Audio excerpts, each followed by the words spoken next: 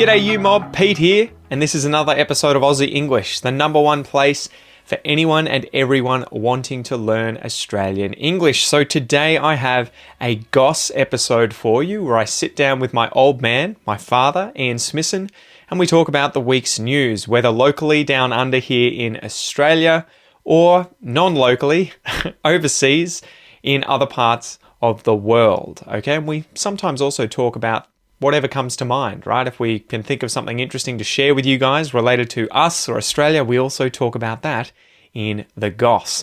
So these episodes are specifically designed to try and give you content about many different topics where we're obviously speaking in English and there are multiple people having a natural and spontaneous conversation in English. So it is particularly good to improve your listening skills. In order to complement that though, I really recommend that you join the podcast membership or the academy membership at aussieenglish.com.au, where you will get access to the full transcripts of these episodes, the PDFs, the downloads, and you can also use the online PDF reader to read and listen at the same time. Okay, so if you really, really want to improve your listening skills fast, get the transcript, listen and read at the same time, keep practicing, and that is the quickest way to level up your English. Anyway, I've been rabbiting on a bit, I've been talking a bit. Let's just get into this episode, guys. Smack the bird, and let's get into it.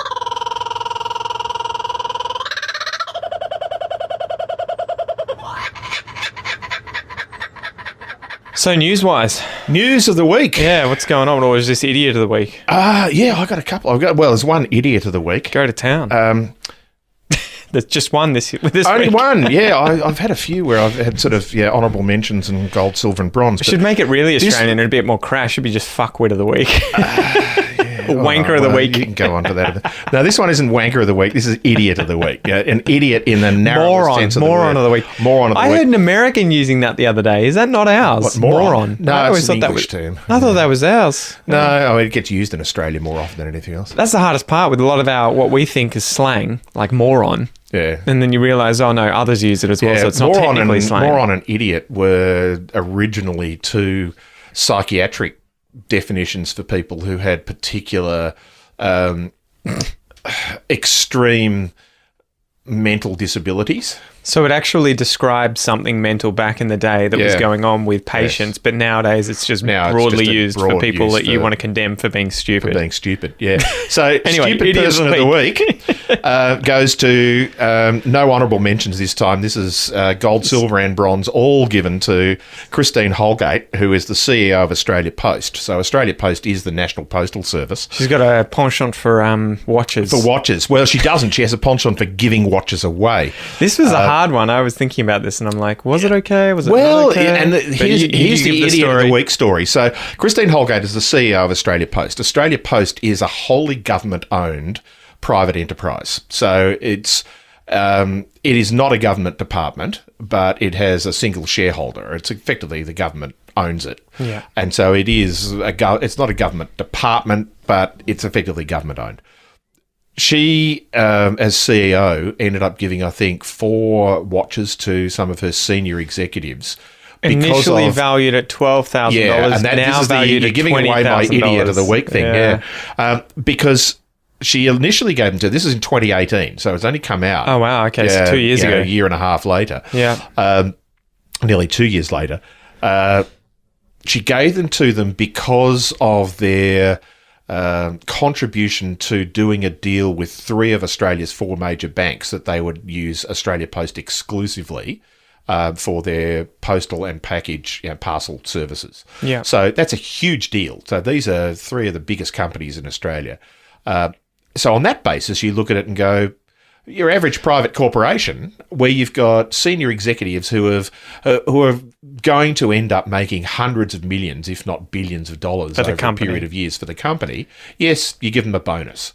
Well, and that's where I was thinking of it. So before you continue on, it was kind of like, so, I mean, I don't get it. These guys have gone out and made a deal based on themselves, their personalities, their hard work, and they've been given a watch. Who cares? You know, it's a few $1,000s where what this deal, you would imagine, is worth a lot more than that watch is to the company. Yeah. But there was obviously a great deal of uproar, and the Prime Minister himself was hoping, or said out loud, right, that she should step down. So Well, there's she more has, to the story. she has stepped down under the advice of the Prime Minister while there is an inquiry, and there's we have a Senate estimates is the thing. So Senate estimates is basically a function of the Senate, which is a house in the government in Australia, where they get to hold an inquiry, mostly based around financial issues. So this is not a criminal activity or any of those sort of things, or corruption or anything like that. Just seen as inappropriate. A Senate inquiry could do, but Senate estimates is typically around financial issues and whether or not there was something that was inappropriate going on. So, and I agree with you. I think that if you treat Australia Post as a private company, which it isn't, but if you treat it that way, it would be reasonable for the CEO to reward these things. Well, and you were in that sort of a position in your previous jobs where you were working as a salesman who would go out and get deals. I wasn't directly a salesperson, but I worked in the sales team. Well, you would develop relationships, you would meet people at conferences, you would end up getting deals which would obviously make the company millions of dollars that you're working for. And so if you would imagine that and I got on an bonuses. individual level, you'd be like, well, I've contributed a great deal. Can I have a portion of the... And I did. And part of my salary structure was a bonus structure, which was based around the performance of the company and my performance. Yeah. And so it's typical in private enterprise that certainly senior people will have an element of their salary structure based on this. But this is a sort of one-off gift, which is where it becomes a little dodgy. And it's dodgy because it appears that, and this is the idiot part, in the initial sort of public inquiry before it got to the Senate, where there were questions being asked, and she was asked, well, how much do you spend? And she said, $2,000 to $3,000 a watch. And these are Cartier watches, famous brand of watch. Sort of like Rolex, I take it. But again, I'd be like, why the hell are you giving me a watch? Just give me the cash. I don't want a damn watch. But these are people who are earning hundreds of thousands a year anyway. The cash, it's a token gesture, effectively. So she, $2,000 or $3,000. Well, can you show us the books? No. They've been run over by a tractor. And then it turns out that now, as far as I know, they still haven't produced the details in the books, but now it turns out that instead of it being $2,000 to $3,000 each for four of them, it was $19,900 and something for the four. Not each, but so it's more like $5,000 each. So she lied.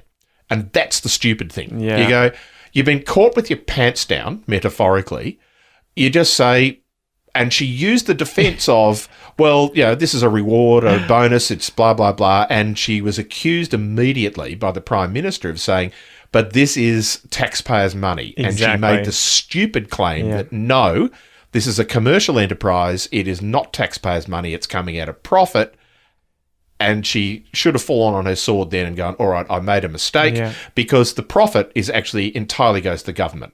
It goes to running the company, but the profit is the government. So it's effectively taxpayers' money that she was using it for. But then she lied about the amount of money. Well, if I say 12,000, hopefully I'll get off the hook. But if they know that it's 19,000, then I'm screwed. But this is not like 12,000 as opposed to 200,000. Exactly. This is just... It's a minor difference. You must have known. You knew, And if you didn't know, say, I don't know how much they are worth, but I'll let you know. So that's the idiot of the week one, where you're not an idiot for doing it, although I think it's sort of slightly dodgy in the first place. Yeah. Particularly as there has been a huge public backlash against Australia Post during COVID because of the delays in delivering parcels.